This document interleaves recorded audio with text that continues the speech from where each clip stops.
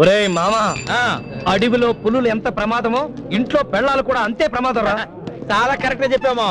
వాళ్ళు అడిగినంత డబ్బు ఇస్తేనే ముద్దైనా ముద్దైనా, లేకపోతే రెండూ కట్టే. అంటే రాత్రి అరే రే. ఎలా భరిస్తున్నావురా?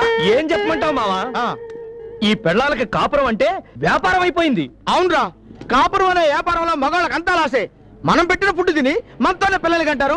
మనం ఆఫీస్ లో చెమట వచ్చి పనిచేస్తుంటే వీళ్ళు మాత్రం ఇళ్లలో ఫ్యాన్ కింద చల్లగా కూర్చుని అంతరంగాలు అనంత జీవన చదరంగాలు అనే టీవీ ప్రోగ్రామ్ చూస్తూ కూర్చుంటారు. వీళ్ళు లేడీస్ కాదురా, కేడీస్. మిమ్మల్ని కాదమ్మా, వాళ్ళ సంగతి సరేరా, ముందు జరగాల్సిన మ్యాటర్ ఏంటో ఆలోచించండి. ఏంటి ఆలోచించేది? కాన్వెంట్ ఫీజుల విషయంలోనే పెళ్ళాల ముందు చీప్ అయిపోయాం. ఎల్లుండే దీపావళి, డబ్బు లేదు కదా అని కాళ్ళు చేతులు ఊపుకుంటూ వెళ్ళామనుకో, కారు చీప్ అయిపోతుంది. కాండ్రించి మొఖాన ఊసి మీరు అసలు మగాళ్ళేనా అని ఓ మూల కూర్చోబెట్టేస్తారు. అందుకని నేను చెప్పేది ఏంటంటే, ఏంటి? 10 రూపాయల వడ్డీకైనా 20 రూపాయల వడ్డీకైనా ఎవరి దగ్గర అప్పు తీసుకొచ్చి దీపావళి పండుగ బ్రహ్మాండంగా జరిపి పిచ్చ బిల్డప్ ఇచ్చేద్దాం. కానీ మనకు అప్పిచ్చే బెదరవడరా. ఎప్పుడు ఇచ్చే ఎదవే ఎవడు? ఆ బెజవాడగాడు.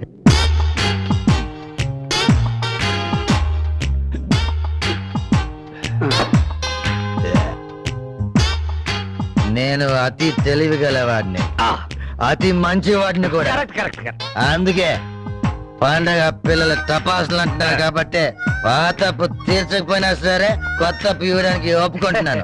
థ్యాంక్స్ బెజవాడ. అరే, అన్న దేవుడు రా, చూస్తారంటే పోయిండ్రా. అవును, తాగన్నా తాగన్నా, నువ్వు తాగితేనే మాకు తృప్తి.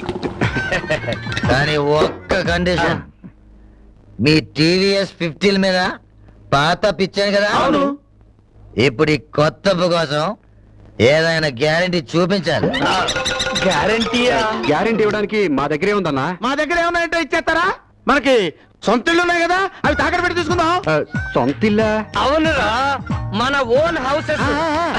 మనిషికి ఒక ఇల్లు ఉంది కదా. ఏరే, నీకు ఓన్ హౌస్? అవును.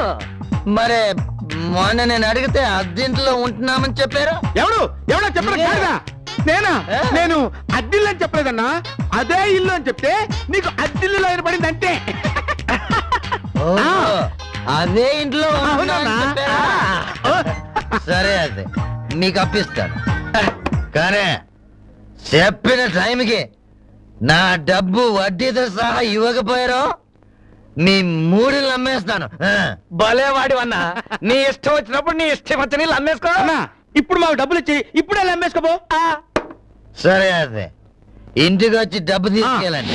పిలిచినా రానంటావా, కలుసుకోలేనంటావా, నలుగురు ఉన్నారంటావా, చిలిపిగా చెంతకు రాలేవా.